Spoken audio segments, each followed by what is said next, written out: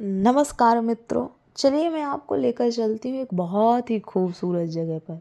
ना तो वो शिमला है ना वो मनाली है। वो है छत्तीसगढ़ से लगभग 10 छत्तीसगढ़ में 10-12 घंटे की दूरी पर है, रायपुर के से किरंदुल। ये जगह आप देख रहे हैं मित्रों, हाँ यही वो जगह है किरंदुल। खूबसूरत पर्वतों घाटियों के मध्य में बना हुआ राष्ट्रीय खनिज विभाग के द्वारा हमें कवि सम्मेलन का एक कार्यक्रम आया था और इस का जगह पर जाना, यहाँ पर कार्यक्रम करना बड़ी सौभाग्य की बात थी, क्योंकि मुझे इस सुंदर विहंगम दृश्य का अनुभव हुआ। जितना हो पा रहा है मैं कर पा रही हूँ। देखिए पूरा मैंने लिया हुआ है, जितने भी शॉट लेने थे खूबसूरत शॉट मैंने लिए हुए हैं।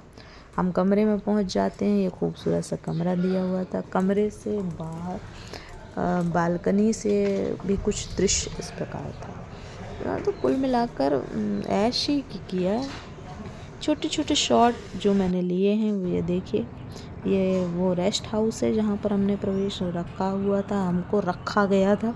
इसके बाद जगह सुंदर हो और वीडियो ना बने ऐसा हो सकता है, तो मैंने अपने सब प्रकार के स्लो मोशन और अपने साथी लोगों को परेशान कर कर के कई प्रकार के शॉट लिए, जो कि मैं अक्सर ऐसा करती हूँ क्योंकि ये दृश्य और भाई सब कुछ मिला हुआ है तो उसका फ़ायदा तो उठाना पड़ेगा ना।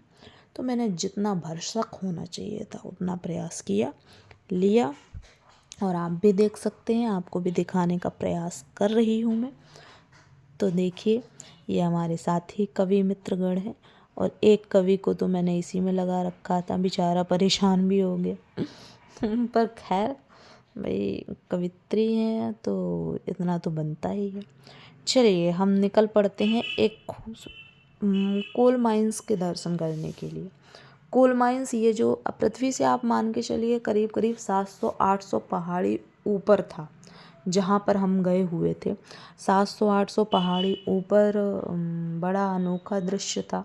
पहाड़ियों को जहाँ से कच्चा लोहा निकाला जाता है, फिर उस लोहे को गलाया जाता है, वहाँ पर एक नया थ्रिल अनुभव करने के लिए हम गए हुए थे। ये पूरी वादियाँ जो मैंने ले रखी हैं, जंगल से बात करते हुए, पेड़ों से बात करते हुए, इन दृश्यों को अपनी आँखों में समाते हुए, जो कि अभी तक मेरी आँखों में बसे हुए हैं, वॉइस ओवर दे रही हूँ। धीरे धीरे हम प्रयास करेंगे कि मैं सब प्रकार के छोटे छोटे ब्लॉग बनाना शुरू करूँ। मुझे पसंद है लेकिन ब्लॉग बनाना बहुत कठिन काम है मित्रों, बहुत कठिन, इतना कठिन काम है, इतनी आलोचनाएं झेलनी पड़ती है कि जब देखो तो वीडियो में लगे रहते हैं। पर क्या करें, ये हम ऊपर पहाड़ियों में अंदर जाते जा रहे हैं। फिर यहाँ पर एक बहुत बड़ा ट्रक था, इतना बड़ा ट्रक था कि क्या बताएं। इस ट्रक के ऊपर मैंने प्रवेश किया, या इसकी सीढ़ियाँ जब मैं चढ़ रही थी तो ऐसा लगता है सफलता की सीढ़ियाँ भी ऐसी चढ़ी जाती हैं। अंततः मैं ट्रक के ऊपर पहुँच गई और ट्रक के ऊपर से हम निकल पड़े इस पूरे कोल माइंस का दर्शन करने के लिए। ड्राइवर साहब से मेरी बात हुई तो उन्होंने बताया ये कोई 14 करोड़ का है, कोई 12 करोड़ का है। इतनी पुरानी मशीन है, इस प्रकार से लोहा निकाला जाता है, इससे कच्चा लोहा आयरन, फिर इसको गलाया जाता है और इस प्रकार से उन्होंने पूरा विवरण बताया।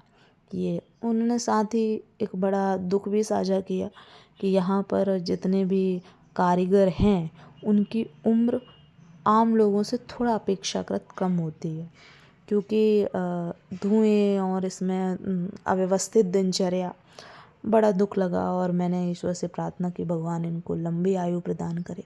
इस पूरी कोल माइंस का हमने देखिए दर्शन किया पूरा ड्राइवर साहब के साथ। मुझे बहुत अच्छा अनुभव फील हो रहा था, ऐसा लग रहा था बादलों के पास हैं हम, बादलों से बात कर सकते हैं, बादलों को छू सकते हैं, पर ये बहुत दूर थे।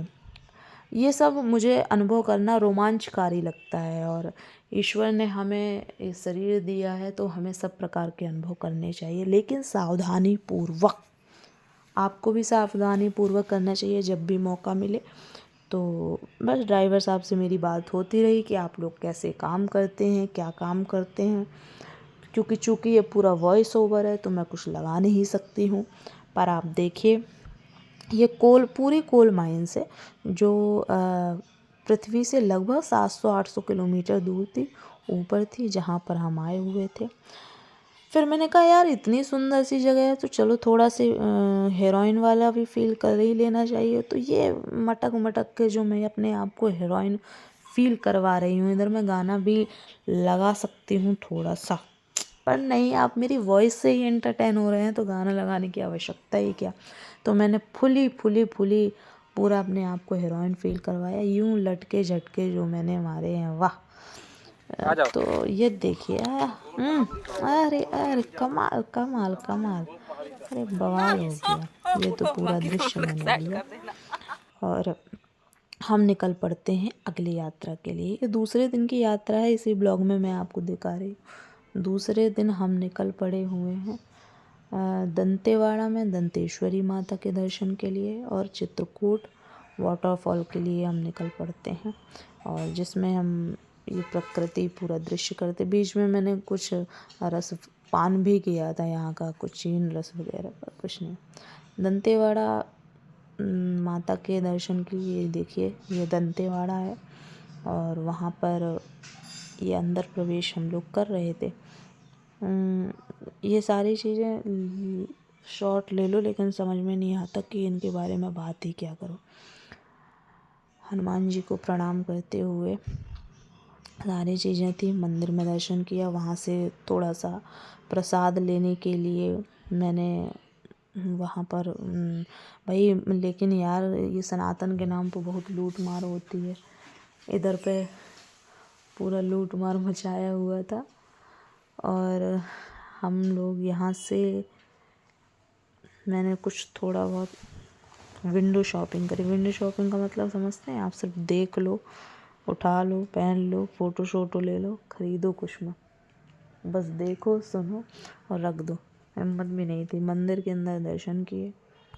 मेरी एक आदत रही है, मैं कभी भी भगवान से कुछ नहीं मांगती। मुझे ये लगता है कि आपको जो देना हो आप दे देना, हम तो आपके दर्शन कर लिए, वही हमारे लिए। इस प्रकार हम चित्रकूट वाटरफॉल के लिए निकल गए, और यहाँ पर ये मैं कुछ लेने की तो कोशिश कर रही थी मित्रों, लेकिन कुछ हो नहीं पा रहा। देख रहे हैं, सारे वीडियो देख देख के, रील्स देख देख के मैं सीखने का प्रयास करती हूँ, लेकिन जो ढंगधौरा का जो मेरे से हो पाता है वो है। तो इस प्रकार से मैंने सोचा यूँ दम दम चलेंगे, से ये चित्रकूट वाटरफॉल दिखाऊंगे, लेकिन कुछ ना हुआ। ये वाटरफॉल आप जैसा भी देख पा रहे हैं देख लीजिए। और यहाँ पर मैं फुल हीरोइन बनने की कोशिश कर रही हूँ। मैंने खूब सारे फ़ोटोज़ लिए जो कि कुछ दिखाने लायक थे, तो मैंने दिखा दिए आप लोगों को, तो आप देख सकते हैं। चलिए आप बताइएगा ये ब्लॉग आपको कैसा लगा। थोड़े से व्यूज़ बढ़ाइए, थोड़े से दिखाइए, अगर दिखाने और बताने लायक रहा तो आगे की भी यात्रा करेंगे। Bye bye.